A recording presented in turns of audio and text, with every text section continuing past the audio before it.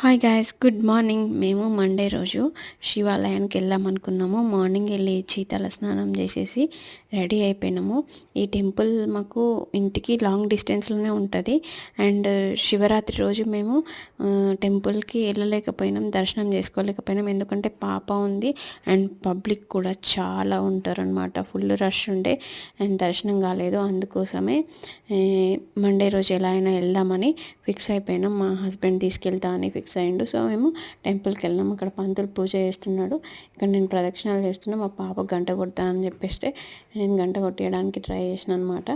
ప్రదక్షిణాలు అయిపోయి బయటకు వచ్చిన తర్వాత పప్పేది ఉంటుంది. అయితే పప్ప ఇక్కడే ఉన్నాడని చెప్పేస్తే పప్ప కనిపించగానే పరిగెడుతుంది అనమాట మా పాప వాళ్ళ పప్ప దగ్గరికి.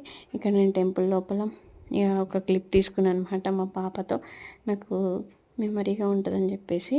అండ్ టెంపుల్ లోపల పులిహోర ప్రసాదం ఉంది, లడ్డు కూడా ఉంది. అయితే మాకు పులిహోర అంటే చాలా ఇష్టం. సో పులిహోర తీసుకొచ్చిండు అనమాట మా హస్బెండ్. పులిహోర తినేసి అక్కడ నుంచి మేము కొంచెం ఇంకా నేను షాపింగ్ చేద్దామని చెప్పేసిన. షాపింగ్కి వెళ్దామంటే ఎండ కొడుతుందన్నారు మా ఆయన. అయితే అక్కడ నుంచి మా ఇంటికి వెళ్ళే దగ్గరలోనే వెస్ట్ సైడ్ ఉంటుంది.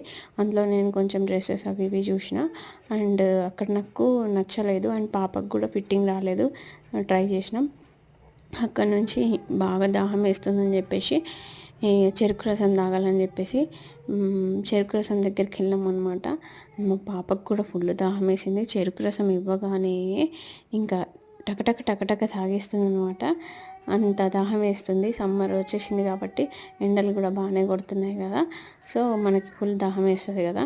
సో అందుకోసం చెరుకు రసం కనిపించగానే త్వరగా తాగేసింది.